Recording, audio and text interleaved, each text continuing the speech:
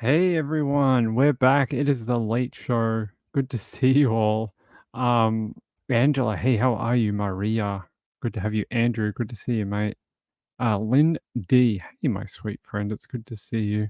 Um, Sherry Runs Late says, I was about to. So Saturdays are a little up in the Saturdays here and Sundays in Australia, which is Friday night for you, Saturday night for you, can be a little up in the air. At the moment, we have a sick person in the house. Mrs. Ping has caught the same cold that I had, and she's currently experiencing the same thing that I went through for about 2 weeks.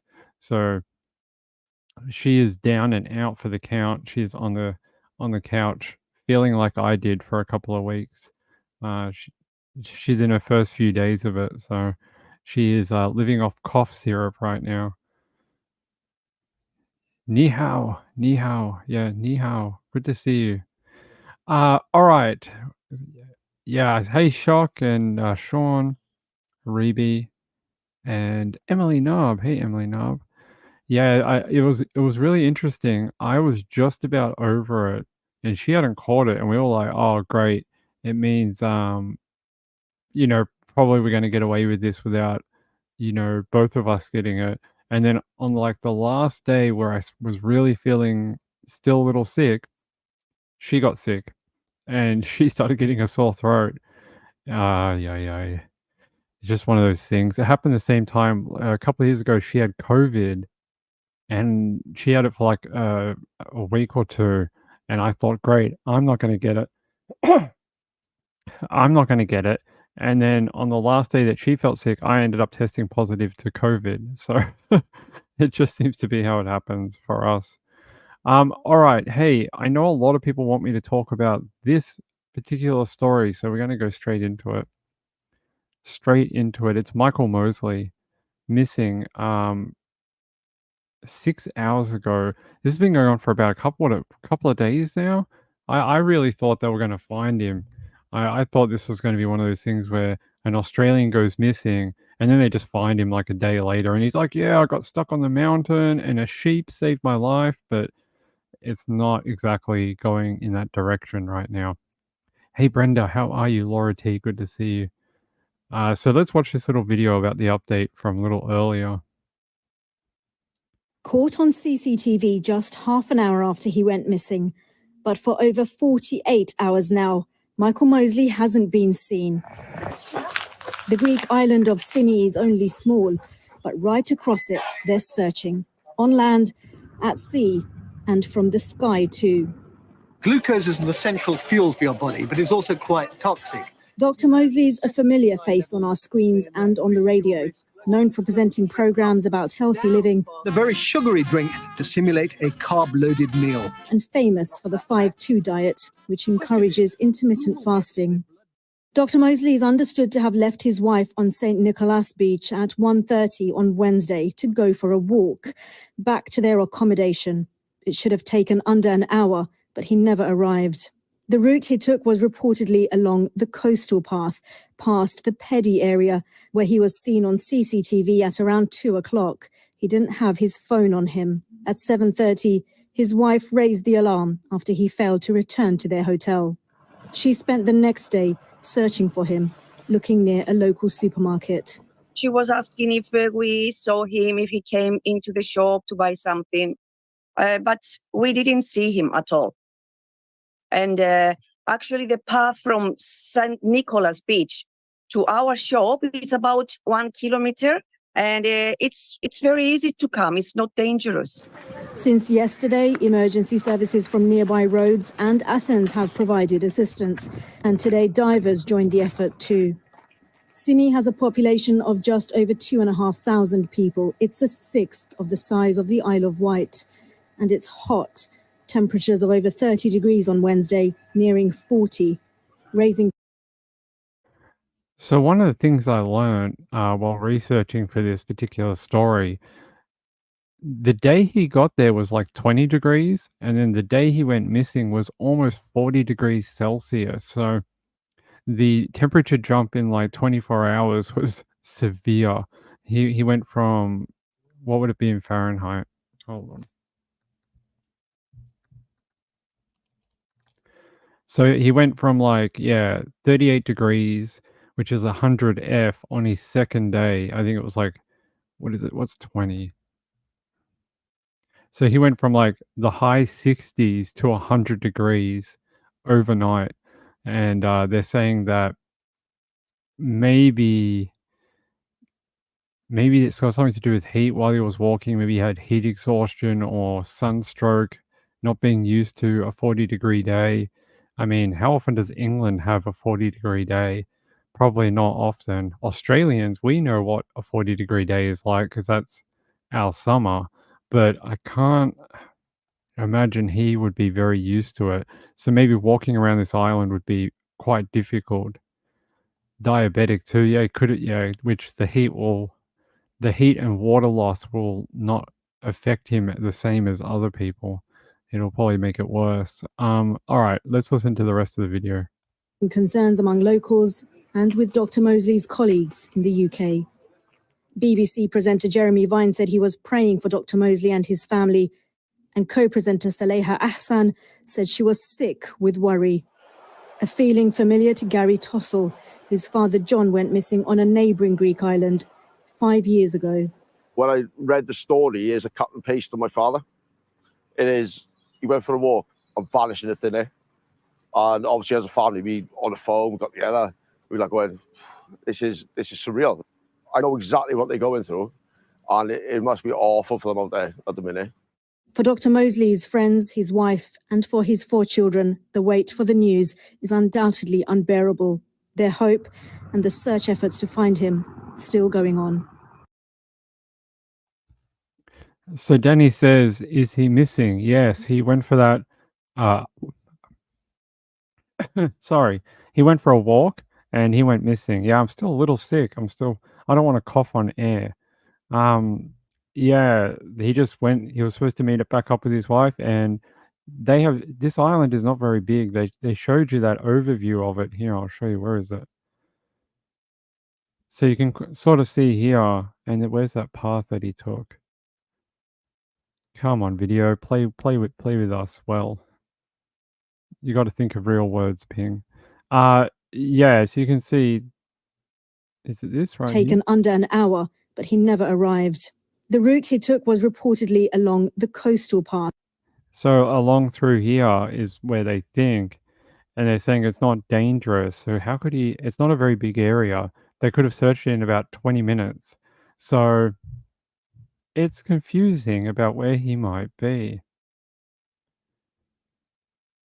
Right. It's not. I mean, I wonder if I can show you this. I saw a person on Twitter who showed some video from the area. Let me see if I can bring it up. Who is this person? All right, I'm gonna have to do something to show it to you. Hold on.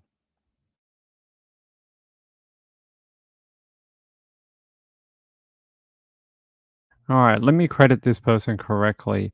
They have a YouTube channel too. Their YouTube channel is called Not Lost Exploring, and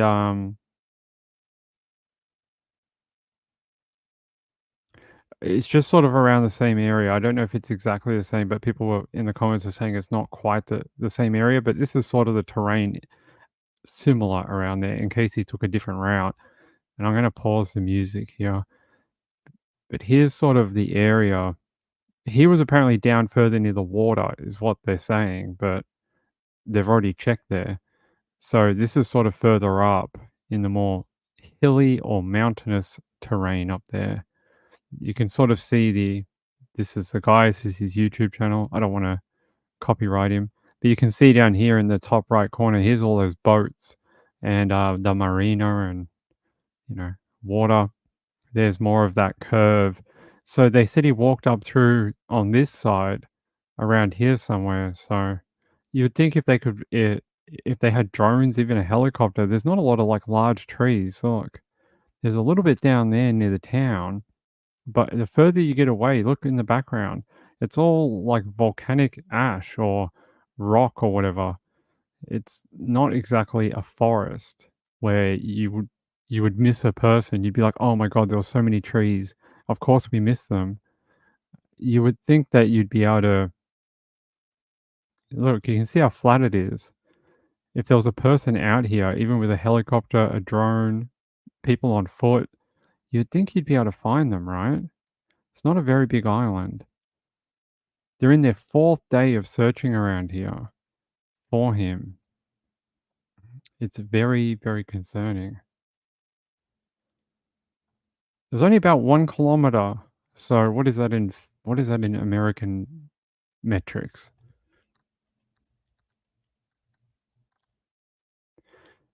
Okay, that doesn't help me. So about half a mile. It's about just over half a mile walk. So not that far. It's not that difficult, not that far away. Disorientation, yeah, it could be something like that, and with that heat, oppressive. You're talking almost 40 degrees out there that day, and it gets hot in this area. I know they have some crazy bushfires out here, and they have quite bad heat. What do you call it? Like heat runs. So they have days where you get like just 40 degrees, 40 degrees, 40 degrees for like 2 weeks. Yeah, it's pretty low level, and there's no huge structures or anything. You would think if there was a person lying in distress, they would be able to see it. So, I'm a little up and down about where he might be. So, this is the article that was released just under an hour ago from the BBC. They're saying search for missing TV presenter enters 4th day. There's that screenshot. It shows him in the main street of the town. So, at first, I remember the other day they thought he walked actually the other way, but then this screenshot actually proved that he was actually going in the opposite direction. So that helped them narrow down the search area. They're saying he vanished on Wednesday while on holiday on the Greek island of Simi. Dr. Mosley was reported to have left the beach by foot on Wednesday at about 1:30 in the afternoon, with the CCTV capturing him in the nearby village roughly 20 minutes later.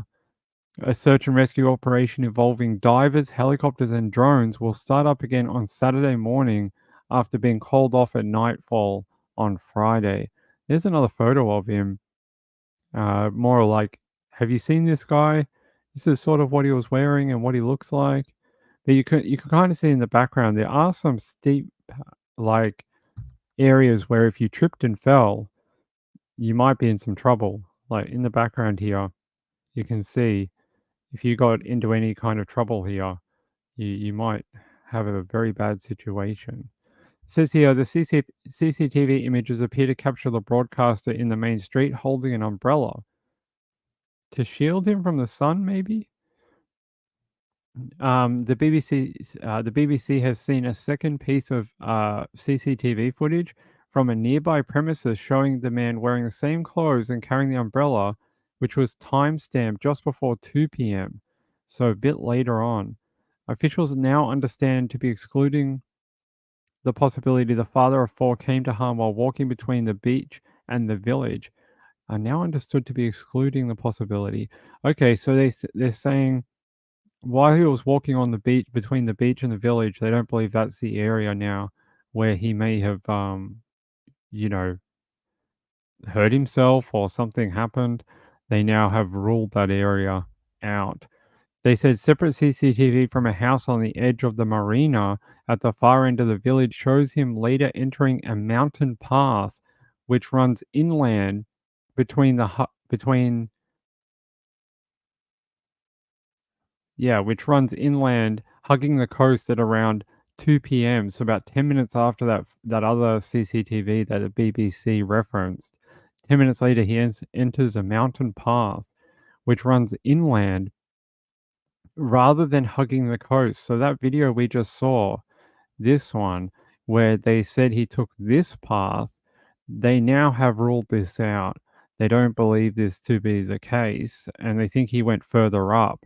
So more like the footage that I showed you here.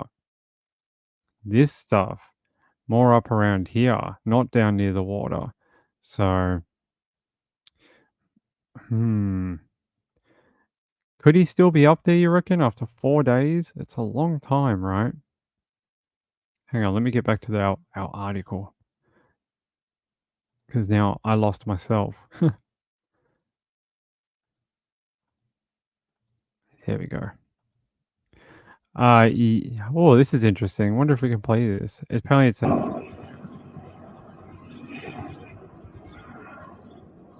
you go. They got a up in the air looking for him.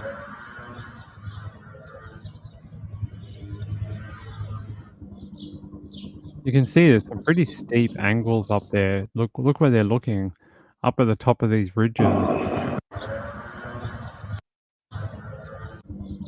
Right there.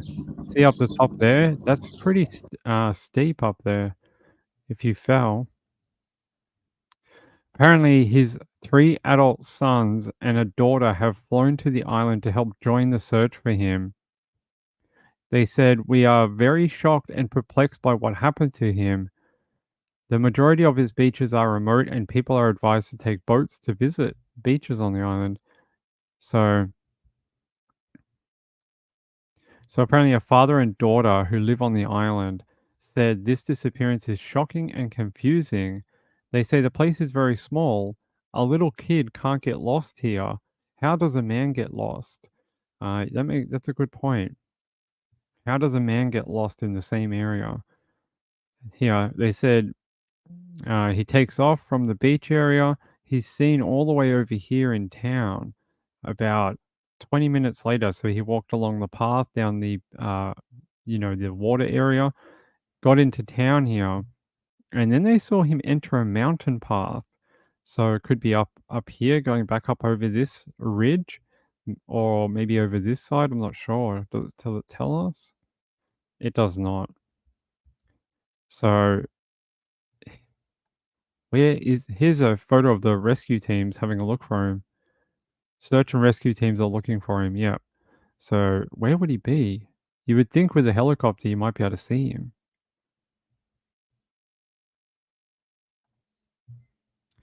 In the water, maybe? Could he have fallen and gone into the water?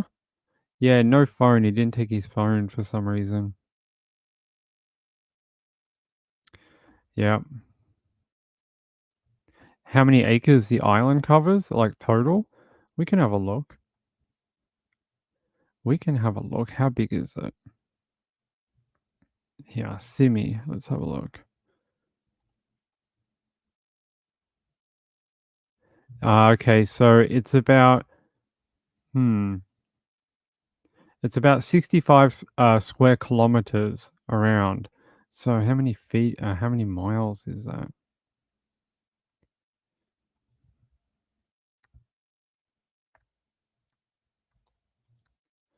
So it's about 25 square miles. So 25 square miles, if you want to know in American meterage.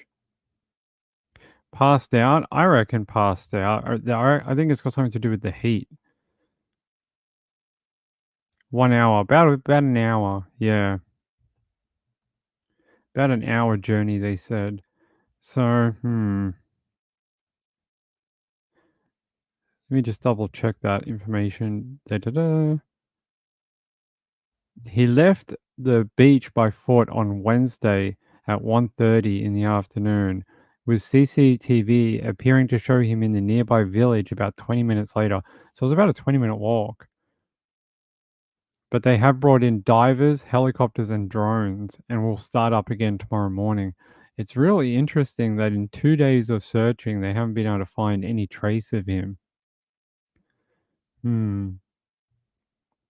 Let me see if we can get another update video. Hold on. Because I'm not familiar with this area either.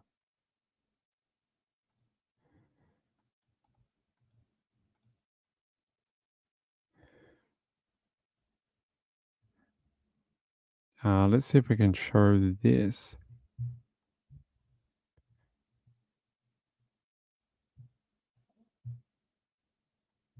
So they've got a video here saying a map of the Greek island. All right.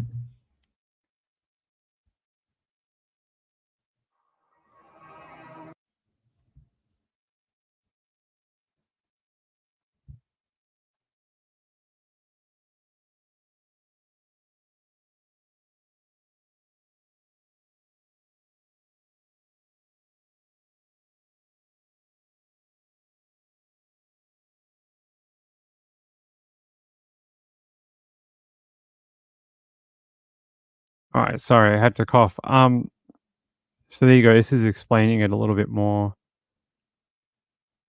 They're saying a witness claims they saw him back in the town of Petty.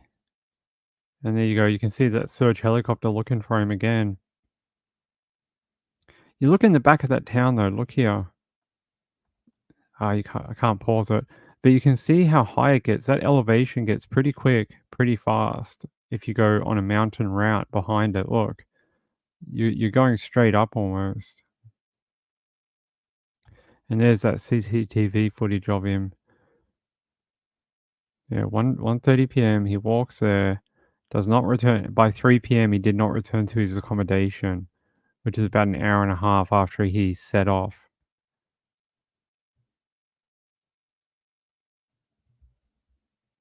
It's interesting that they now claim a witness saw him back in the town. I doubt anyone robbed him or anything. I don't think that's what we're talking about. Yeah, it's not good. I just thought this was funny. Indiana weather is drunk and needs a ride home. Yeah, Indiana's had a rough week. In 2 days in hot weather, yeah, he would need something to keep his blood sugar in check. I mean, no, he wasn't climbing into the mountains, no, but he went into, like, a more he didn't go back down to sea level. It sounds like he went up a little higher. For what reason? I have no idea. Maybe he just wanted to go for an afternoon stroll through the, countryside. I don't know. I mean, what do you do on holiday? You go and explore wherever you are, right? So that's maybe what he wanted to do. All right, let me see what else I have. Like here, you can see in that photo that we showed before, it's not exactly treacherous, but there's a lot of rocks and boulders and, stuff like that.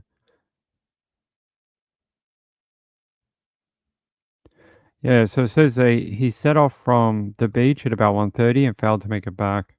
That's all they know, really. I hope they find him, I really do. So they're focusing on this area around here, and then you can see on this image just how quickly from the town it just goes straight up. They're basically in like a valley right here. They're in like a little valley between this, you know, elevated area, and there's probably one on the opposite side as well, I would say. Yeah, it does right here. There is probably another one on the opposite side. They're in like a bay. Almost looks like a little bay or valley. All right. That's all I have. I don't have anything else other than they don't know where he is after a couple of days, and his family is worried sick about him. A man that lived with diabetes and tried to beat the disease by diet and exercise and changing the way he approached life. He was a big proponent for healthy eating and just healthy living. Pretty cool guy. Danny says, did they say why he headed back alone? No, I don't think so. Let me see if I can find out anything else. Let me check a different news source for you. Here, this is an article from yesterday. They said hope is fading for TV doctor Michael Mosley, who vanished on a Greek island after rescuers made a devastating call. Police initially believed the father of four had fallen from a height after his walk along the St. Nicholas beach on the island of Simi in 37-degree heat on Wednesday. They're saying it's impossible. Huge call made on Doctor. In a grim call, rescuers have said it's impossible for Dr. Mosley to still be missing on the Greek island. The mayor of the island said the belief among firefighters that it would be impossible for him to still be in the area where it is thought he may be stuck due to the dangerous terrain. They said it's a very small, controlled area full of people. So if something happened to him, they would have found him by now. They're saying they believe it's most likely that the TV doctor either followed another path or has fallen into the water. That would be horrible.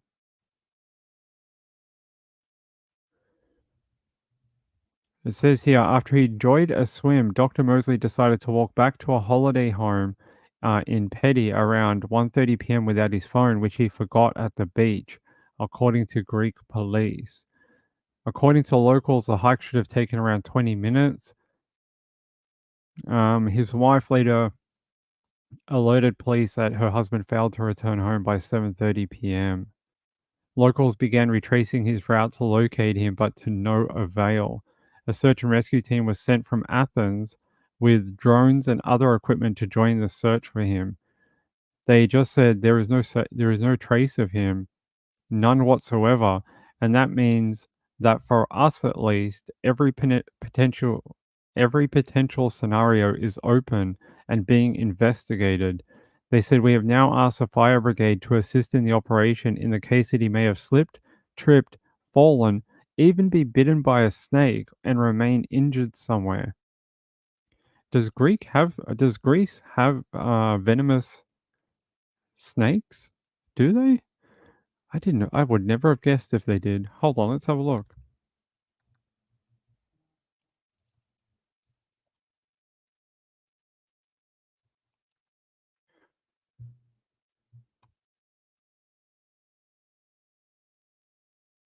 So apparently they do have some pretty dangerous snakes in Greece. One is called a nosed horned viper. A viper. Interesting. I didn't even know they had any type of poisonous reptiles in this part of the world. But apparently they do. A nosed horned viper. They live in Greece apparently. And on the surrounding islands. What else do they have? A Milos viper? They have a lot of vipers, apparently. And the Ottoman viper and the Balkan whip snake. So they have a few different types of reptiles.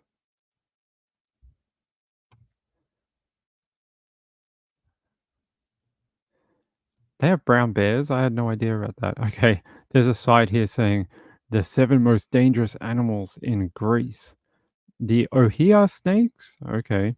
Brown bears, mosquitoes, well, they're dangerous everywhere. The Mediterranean moray eel, gotta watch out for them. The weaver fish, what is that? Stingrays and Portuguese man-o'-wars, which we know as blue bottles in Australia. What is a weaver fish? Ah, those bastards. I know these things. Ah, I've read about these. We don't get them in Australia, but I have read about these from my UK friends. These things are nasty. I'm going to show it to you. All right. This probably wouldn't kill you, okay? But it'll cause you a couple of days of agony. This little fish, the way he works is he burrows into the sand like this, and when you tread on him, these spines in his top fin here go straight into your foot, and it feels like someone has poured acid and fire on your foot, and apparently it's excruciating. It's one of the worst pains on earth, apparently. It is not pleasant. So these little buggers are everywhere, all over Europe, the UK, I think in some places like around Spain and things like that. They sort of are everywhere. And that's why they kind of tell you wear thongs on the beach. Don't go barefoot if you don't have to. There you go. There's someone who got stung by one. They really, really get you. Luckily, I don't think we have them here. Thank God. We have enough dangerous creatures who want to kill you. But so I don't think that would have got him. Your cousin just came back from Greece? Ah, it is a pretty place. Hey, Tiger Lily, how are you? Yeah, very similar to a stonefish, but they're very small. They're very little. Yeah, flip-flop equal thong. Not the other one, not the one you wear as underwear. Not that one. That won't protect you from the fish at all. It might protect part of you, but not your feet. You would have to sit in a very weird way for a thong to protect you from this fish. And then I would just have to question, what exactly were you doing on the beach? So yeah, I don't think that would have got him. I don't think that animal. What is an ohia snake? Oh, adder. It's an adder. It's just their word for like a death adder. Ah, okay. A viper. So it's a viper snake. So they have these that live all around Greece, apparently. Here's one of them. Here's that horned viper, I think, because it's got the horn on its nose. There you go. There's another one. So they think maybe he got bit by a snake? I don't know. Maybe. You would think they would have found him by now, though. Incapacitated somewhere.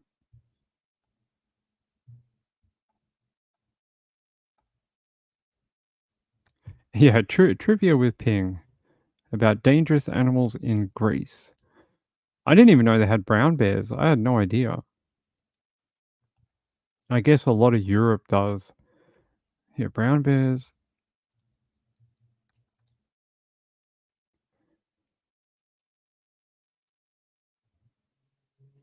Oh, they live like further in the north.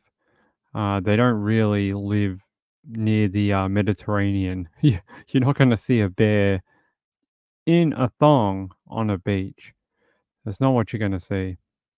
But apparently they do have bears that live further north. Probably much closer to where it's cold. Who is beeping me? Someone. Let me see. All right. Shall we move on?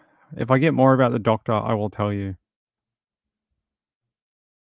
That wasn't in Mamma Mia. No, I don't remember them meeting the brown bears in Greece. I didn't think they'd have poisonous snakes, but it does make sense. A lot of Europe has vipers, and they even date back to some very old, like, you know, old poems and nursery rhymes and things like that. A lot of them from Europe, and a lot of them talk about death adders and vipers, and that's all throughout Europe. So probably should have guessed that that is true. So it is written. That's all right. Come to Australia. We have like 50 more dangerous creatures than this place. Does that make you feel better? And does that make Greece sound less dangerous for you? That Australia will just obliterate anything that they have? You know, do you guys want to see something funny about Australia? Hold on.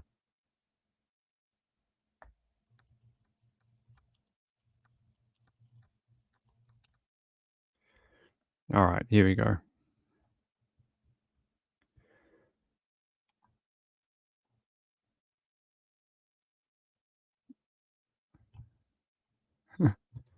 All right, here you go. This is in Australia.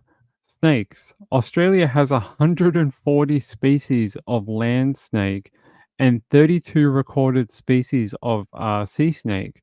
So we actually have snakes that live in the water here, and they'll kill you.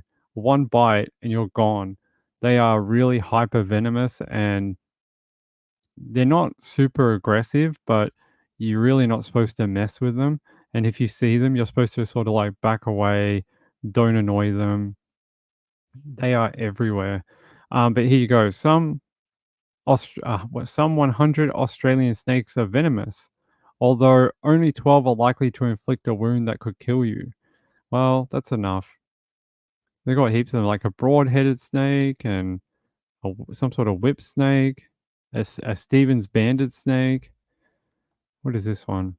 A mulga snake, a diamond python. These things are not venomous, but they're everywhere in Queensland. If you're in Queensland, these things like fall through your ceiling. They get so heavy and fat that they just fall through the roof. I've seen video of it. They end up in your garage. And this guy is one that you have to watch out for. This is a red belly black snake. Not the most venomous, but one of the venomous snakes down here. A white lip snake. Never heard of that one. And I live here. A desert death adder. One of the adders from here. Collet snake. Where's one? Where's the other one? A copperhead. Carpet python. That's a python. Where's the red bellies? And oh, we already saw a red belly. Tiger snake. This is one you have to watch out for. Tiger snakes are freaking everywhere in Victoria. You can find them everywhere. That and a brown snake. They didn't seem to have a photo of a brown snake, which is one of the most common. That, and you get into inland areas, you got taipans and just all different things here. So there you go. Hopefully that makes Greece more appealing for you. The stingray guy, you mean Steve Irwin? Yeah, I was very, I don't know if many people understand how the day he died, how fast news spread about his death. I know exactly where I was. I was in a suburb. It came across the radio that apparently he had died in Queensland, and the news just was everywhere in moments that Steve Irwin had died, and the way the country took it was like a prime minister had died. It was like our greatest hero had just passed away at a young age. It was one of the most weirdest things I've ever seen. It was everyone was mourning his death. He was like a great icon of our land. It was very, very hard. Yeah, he was an amazing guy. I think he would have been so interesting to see him in this day and age where everything has changed so much since he died. Like we have completely different world now, and it would have been very interesting to see what he did. Kathy says, "Ping, I don't think Australia will use will use you in their tourism commercials unless people like reptiles, and then they'll definitely use me, and they'll be like, listen to this guy. He'll tell you all the venomous reptiles." Look, I've lived here my entire life, and I have only seen a funnel web spider one time when I lived in Sydney, and I've seen a snake about, I don't know, twice, 3 times. That's about it. They really aren't everywhere, and as long as you're not dumb, you're not gonna get bit, so it doesn't matter. We grow up here with a great sense and understanding of natural animals and what you should and shouldn't do, so yeah, of all the stupid things that guy did and a stingray took him out, I don't think many people had stingray. I think a lot of people had crocodile, but not stingray. But it is very sad because he should have known. He had done it before with ocean creatures, so he should have known the warning sign of the stingray lifting its tail, and I don't know why he didn't. I'm not sure why. Yeah, they aren't all aggressive. There's just 3 or 4 that you have to really watch out for. It's brown snake, tiger snake. They're the 2 big ones in Victoria. Red belly, and if you get further inland, a taipan. But that's about it.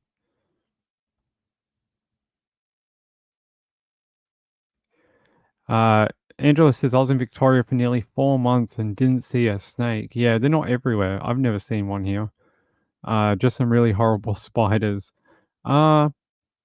Victoria actually doesn't have very many bad spiders.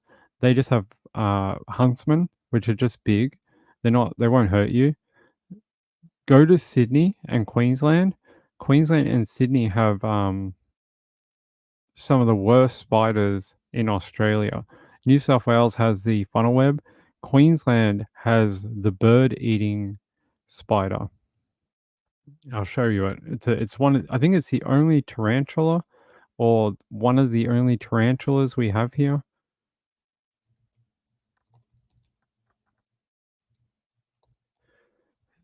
So let me see. Yeah, here it is. Bird-eating spider. There you go. It's about the only tarantula we have here.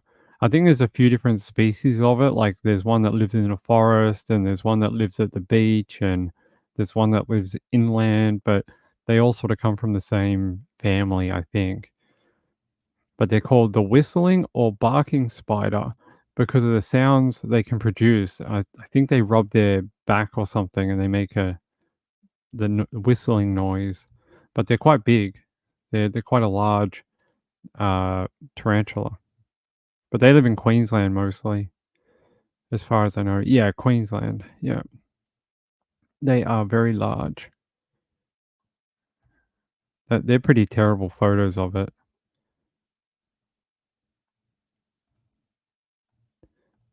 There you go. There you go. There's that big spider. Eastern tarantula. There's another one. So, yeah, they're not the ones you have to worry about though. I think it comes from an old superstition that they were so large that they could take a bird. I'm sure they probably can take a bird if they wanted to, but they probably don't. Hey, Sean, do you know what's really interesting? Um, Australia, especially in Victoria and Sydney, they have these little tiny scorpions that live. We get them here, and I didn't even know they lived here. But we get a thing called a forest scorpion that live down here. I had no idea that we even got them.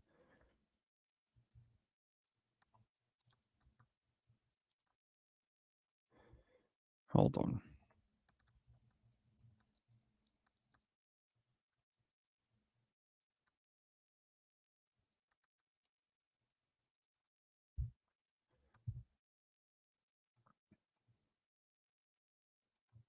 Let me see if I can find a article for it from the Australian Museum. They're not. Yeah, here you go. Wood or forest scorpion. There you go. There's a photo of him. So we get these little tiny scorpions. They're only like that big. They're really, really small, and they live down here. You wouldn't even know it was a scorpion. They're so tiny. But yeah, there you go. Is that what you had in your yard, Sean? There you go. Scorpion. Right. I wouldn't have thought it was. I think it comes from some sort of old tale from my research. Ah, you had a molted scorpion. Okay. No, no spider should bark at you. Okay. Hey, by the way, caffeinated angel, good to see you.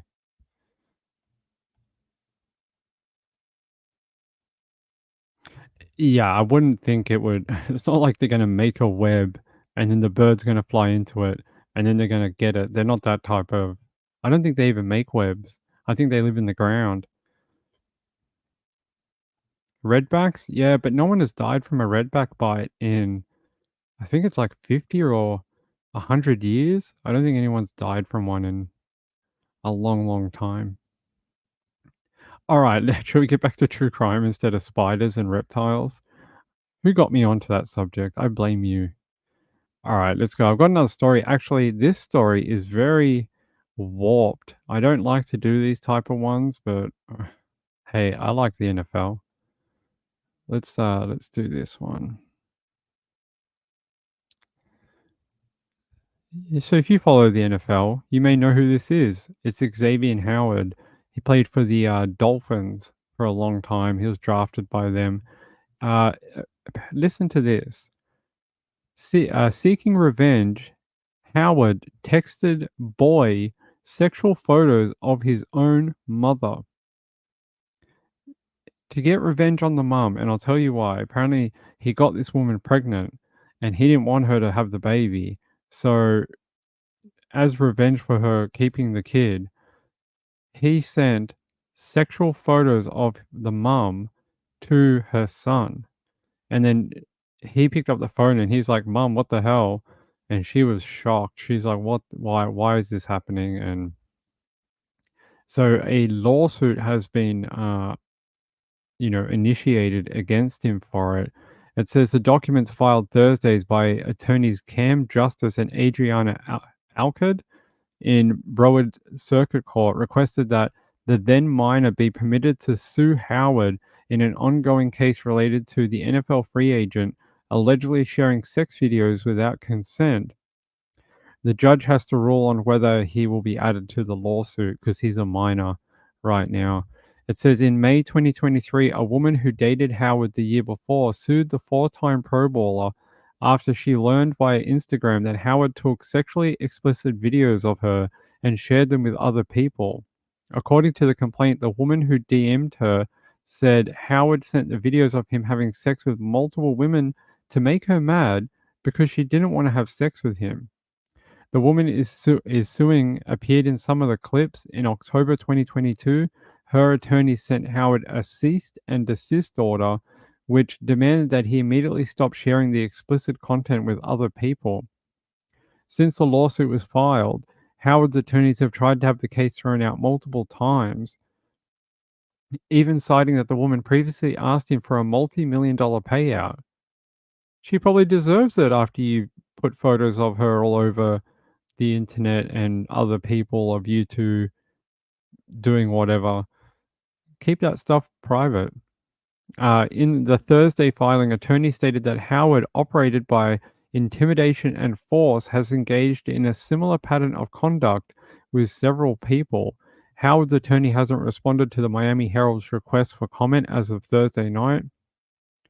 They said the John Doe who's suing under a pseudonym because he was a minor at the time is the son of a woman with whom Howard was in a relationship in Broward County, according to the filing. When the boy's mother got pregnant around September 2022, Howard demanded that she have an abortion and she refused. That's when attorneys allege Howard went on a warpath against her, seeking revenge. Howard texted the boy sexually explicit photos of his mother, causing significant emotional distress. They say this behavior is abhorrent, especially sending this to a child. Howard had the boy's number because his mother would sometimes text a former Dolphins player from his phone. The documents say when she noticed the explicit content, she deleted the messages, but her son uncovered them again on Apple iCloud. Somehow they got re-uploaded, and then he saw them. They said Howard's conduct was outrageous, went beyond all boundaries of decency, and it is and was regarded as odious and utterly intolerable in a civilized community. What a piece of crap that guy is. So you don't get your own way and you send explicit photos to a young child. Why? It is a little diddy-ish, a little bit. He is a sick jerk. Luckily, the Dolphins cut him a few months ago, and no other team has picked him up.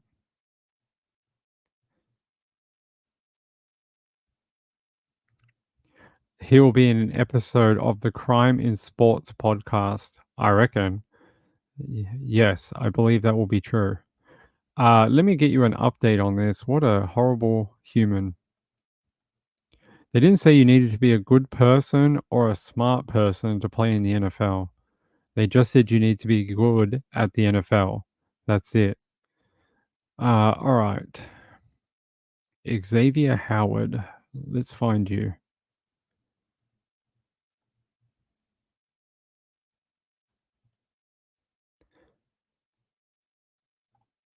Let me see if I can find an update from.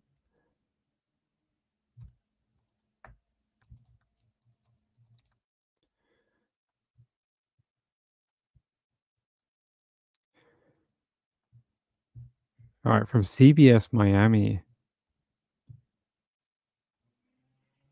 Tonight at 11, former Miami Dolphins star Xavier Howard faces a revenge porn lawsuit. Good evening. I'm Naja Sherman. And I'm Jim Barry. Elliot and Lauren have the night off. A woman claims Howard leaked sex videos of the couple without permission. CBS News Miami's Larry Seward has a look at the allegations.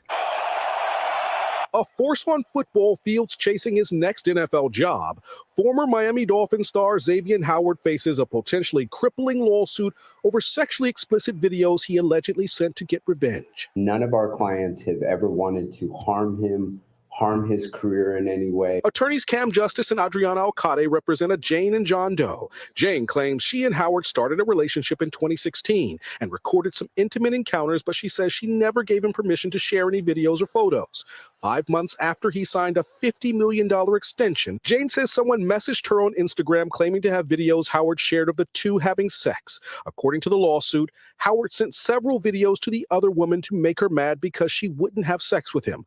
Hoping to remain anonymous, Jane Doe did not go to police. She hired Justice and Alcade, who sent Howard this letter warning him to cease and desist sharing private videos. Their message also added that failure to do so will ensure immediate legal action. The primary goal of our clients is to shut this down and to contain it so that they don't live the rest of their lives in fear. Still, they claim Howard continued. This time, a John Doe says Howard got John's mother pregnant. After demanding an abortion, John says Howard went on a warpath with forms of revenge. The lawsuit says Howard texted John Doe a video of John's mother in an explicit sex act with Howard. How traumatic is it that he receives a photograph that he views on his iCloud of his own mother engaged in a sexual activity?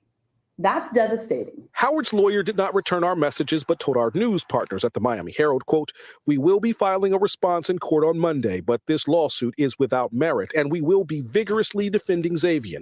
Broward County court records show 2 paternity cases pending against Howard. Last year, he faced another lawsuit. Another Jane Doe accused Howard of giving her an STD. When a judge dismissed the case, Howard countersued, then settled. Justice represented that Jane Doe in the countersuit, but his team expects their new case to have a different ending. The hope is that this will stop and there won't be further victims of Mr. Howard. Jane Doe's lawyer says she's not sure how many explicit photos and videos of her and Howard are out there and hopes people with them come forward. It is not clear when or if she and John Doe plan to ever go to police about these matters. Both, though, want money from a civil court judgment. They also want a judge to force Howard to stop sharing explicit photos and videos without permission. It seems he has a penchant for, screwing people over, even if they don't end up in a court of law. Yeah, I want to know what kind of defense he can file on Monday. Yeah, my phone did it because of AI. AI has become sentient. It took over my phone. It sent these messages to the young boy.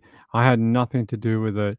I mean, I wasn't even using the phone at the time. I mean, I'm not sure. I don't know what you could come up with. He could be sued for a bunch of different things, I think. Yeah, it's only on the balance of probabilities rather than, beyond a reasonable doubt. So maybe. No, right now he's a free agent. He was cut by Miami March 1st, start of the new year in the NFL. They cut him. So he's doesn't have a team right now. Doesn't mean I think no one will touch him while there is this type of case going on. No a team would be very, very dumb to pick him up right now.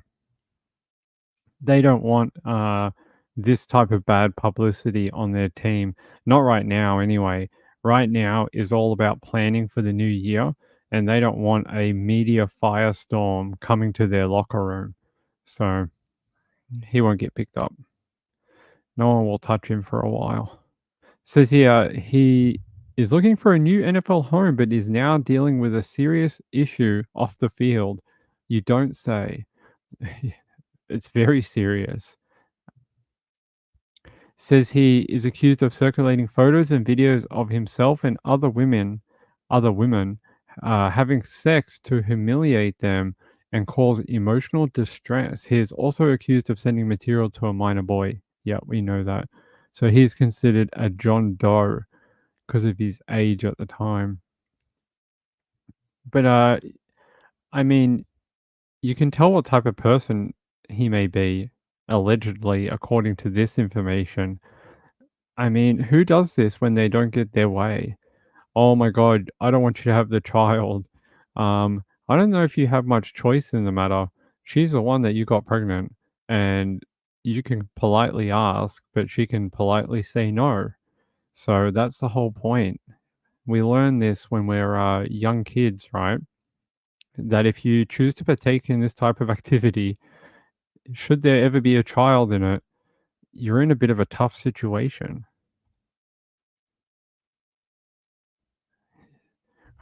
Like I said, maybe it became sentient and it took over his phone.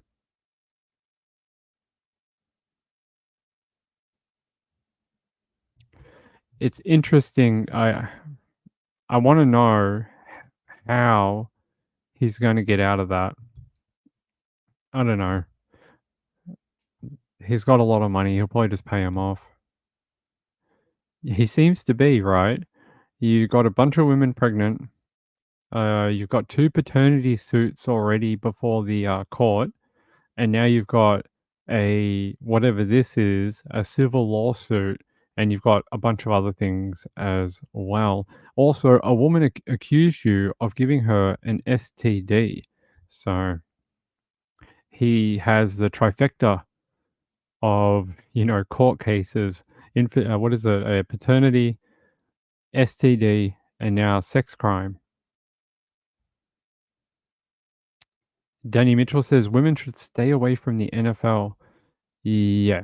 These guys have millions of dollars and they don't care what they do because they think they will be able to just pay their way out of it. I'm sure there are some good people in the NFL as well, but when you give people that much money at 19, 20, 21, you're asking for trouble. You're telling them that they're above everyone else and that they can just pay to make things go away. Yeah, some of them do. If you watch that, what's that ESPN documentary, 30 for 30, and it's called Broke, and it details how most professional athletes end up with no money 10 years after they retire. There's a Netflix show about it. I know there was a 30 for 30.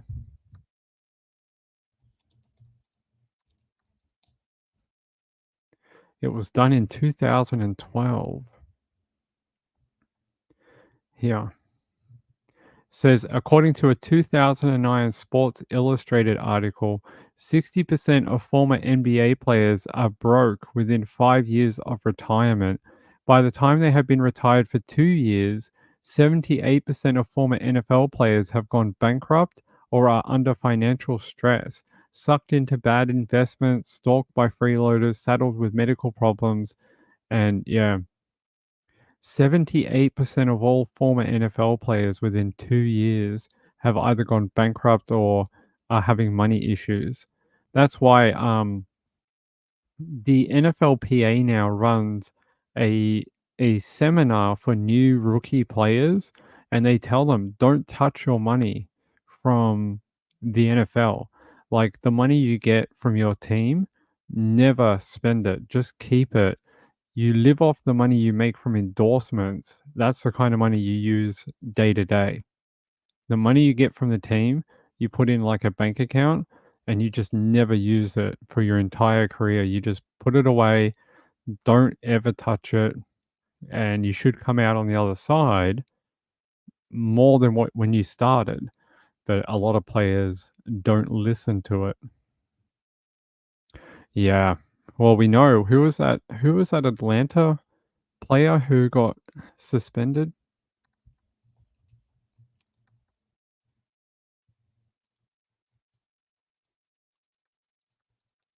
There was a Atlanta player, Calvin Ridley.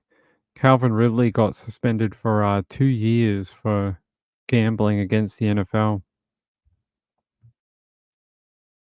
I think he got reinstated though. Yeah, here. Switching gears right now, the division leading. Former Falcons player Calvin Ridley reinstated after initially being suspended indefinitely due to gambling. So, yep, they like to gamble. Yeah, I think the same is true for who's the former Arizona wide receiver that has retired now?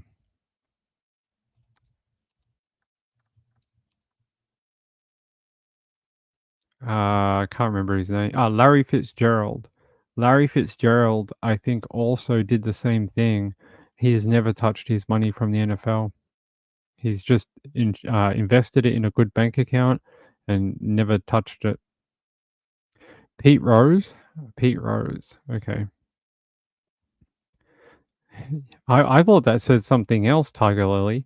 I thought you said, I'm glad my sons are crooks and restaurant managers. And I was like, that's a weird thing to be proud of. But no, okay. they work in the food industry. Okay. Gotcha. I thought you meant they were criminals, and I was like, sure, maybe that is the lesser of two evils. You funny people. All right. More true crime, less sport. We could do that. Hold on.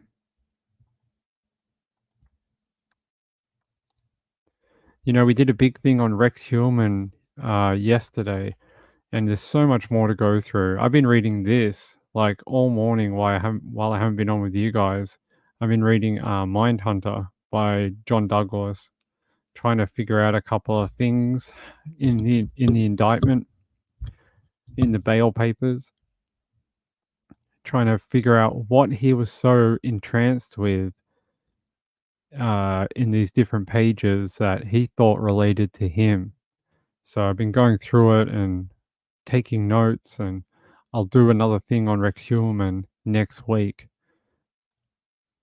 All right, let's go to a news story. Yeah, that planning document is brutal. Did you guys see? I posted it on Twitter last night. Let me see if I can find it. Here.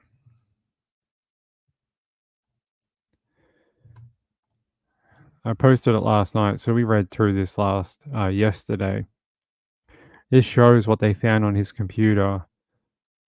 You can see here, like, look at this. This is the one that gets me. Body prep. Wash inside and all cavities.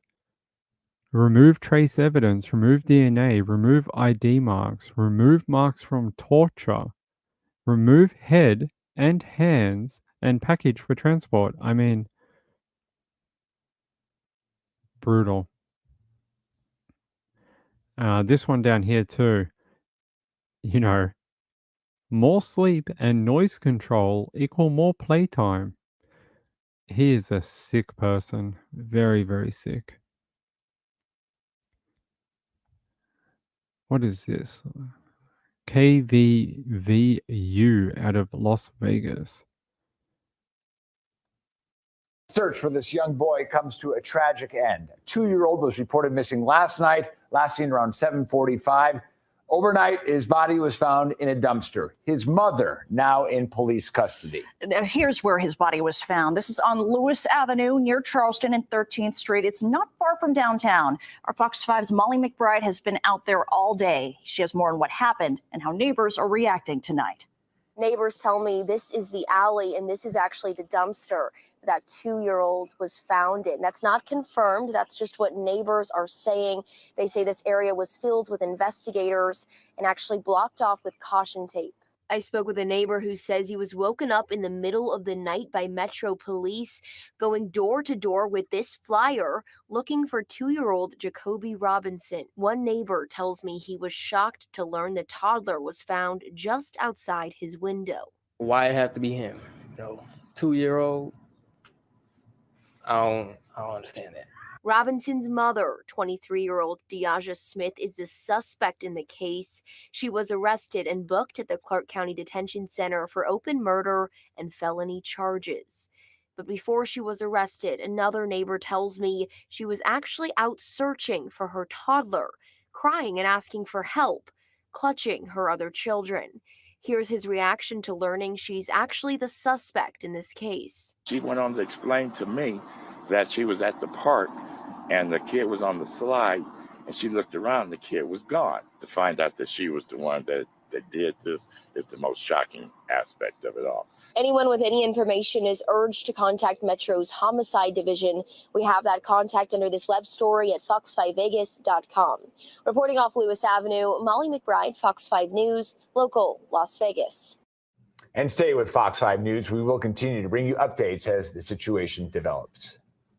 Growing up, Zaylin Washington will tell you the odds were never in his favor. Early life was filled with a series of upheavals between parents in and out of jail and a brief stint in foster care. So at the time, I didn't know it was. I know, right? Another child in a dumpster.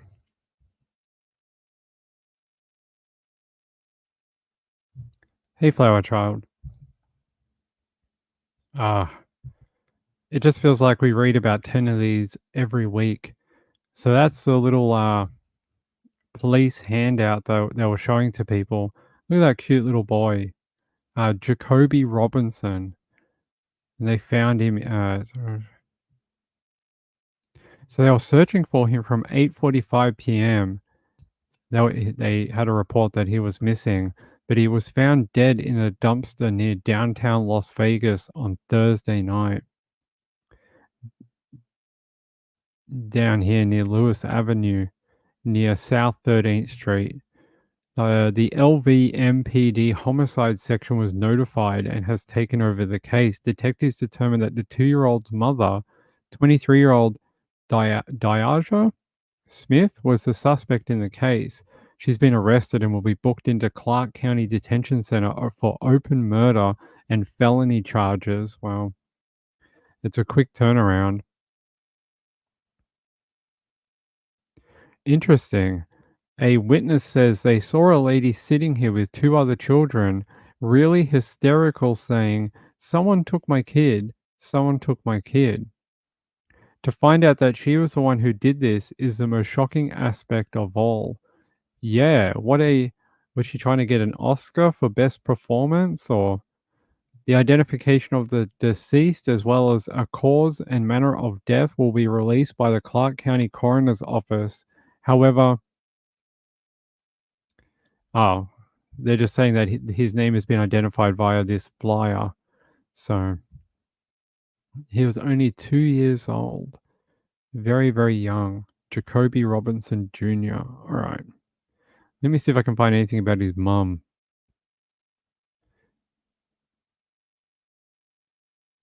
So this was 8 hours ago from KLS 8 News Now. There's that full flyer they were handing out. Endangered missing juvenile. I would say he is, considering they found him dead in a dumpster. They said homicide detectives have taken over the investigation. We may not hear more until she appears in court at some point.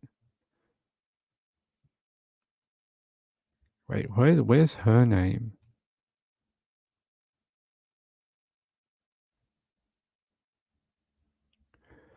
Da-da-da-da-da. Oh, here, 23-year-old. Yep.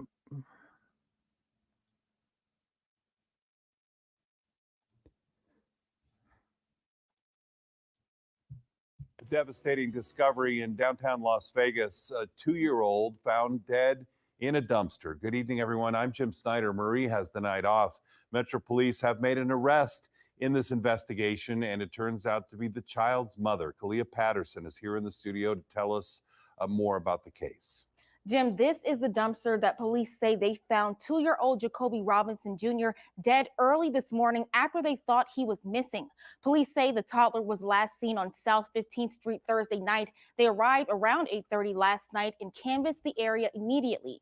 During their investigation, police passed out this flyer on your screens to neighbors in search of the infant. The poster shows that the boy was missing only 45 minutes before police arrived. They say he was only 50 pounds and 3 feet tall. Just before 1 o'clock this morning, police found Robinson Jr. inside this dumpster on Lewis Avenue, less than a half a mile away from where he was reported missing.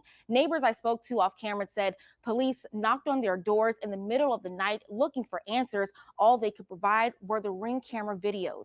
The boy's mother, 23-year-old Deasia Smith, is a suspect in the case. According to our court records, Smith was arrested and is being charged with murder and child abuse and neglect. We've requested other police documents to provide more details into what happened to the child. We will bring that information to you once we have it. Yeah, maybe we will see more child abuse allegations or charges in the future for her. I would not be surprised. If you said that to me, I'd be like, sure. All right. Actually, do we have an update on this one? Let me have a look. Remember we brought you a story about Passion Turner, a 17-year-old who had acid thrown into her face. I want to see if there is an update for her.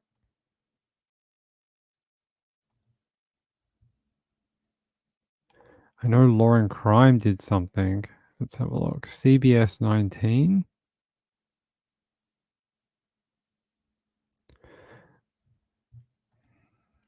So 2 charged for acid attack on Wichita teen. They're still looking. This is what happened to her face after the acid was thrown onto her. And that's a photo of her beforehand. So she was really, really damaged by the attack of the acid. How can you do that to someone? I mean, you have to be a real heartless person to put someone through that much pain. Like, her recovery is going to be forever. Let me see. So they charged these 2 girls here. So they got charged with aggravated battery after they threw acid on her face during an altercation, but they're still searching for another person who is a female who was 16 years old. So they're still missing one person that they need to grab for this. So no update, unfortunately. No update. All right, I think what time is it? Oh my God. It's like 3:30. We should get out of here. Hey, I had a lot of fun here tonight. I like doing the late show for everyone. It is one of my privileges each week is that we get to hang out for a while on a Friday night.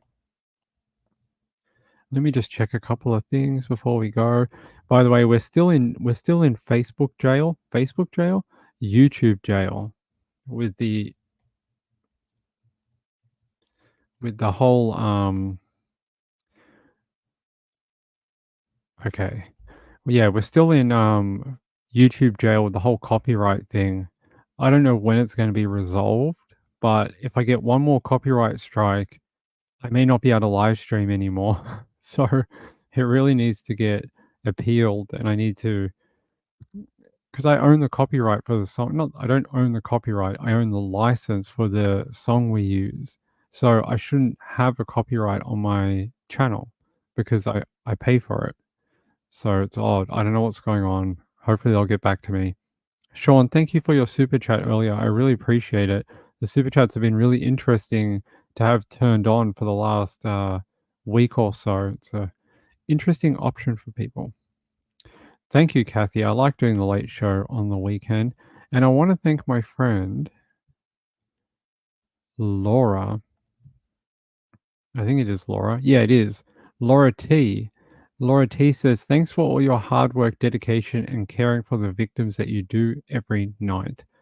Well, I do it for the victims to help get the stories out there and the bad people caught. But I also do it for you guys so you know what's going on in the world out there. I do appreciate everyone coming here every night almost. We're here every day. It's all good. I like being here. I'm happy we've got new people coming. We've got new subscribers. In the last month, I got an email about it. If I can find it. I don't know. They said I got 100 new subscribers in the last 4 weeks, which is great.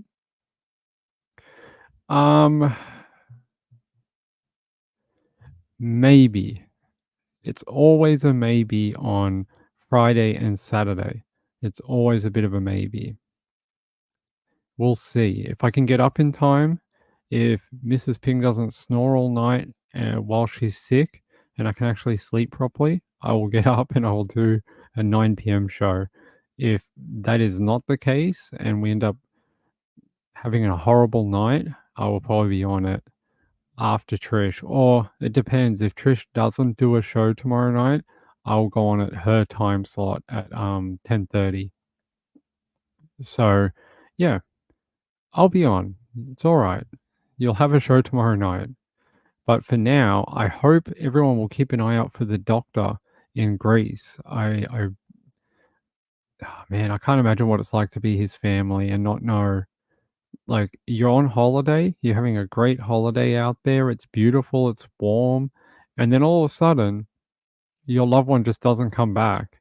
And you're just like, wait, what do you mean they didn't come back?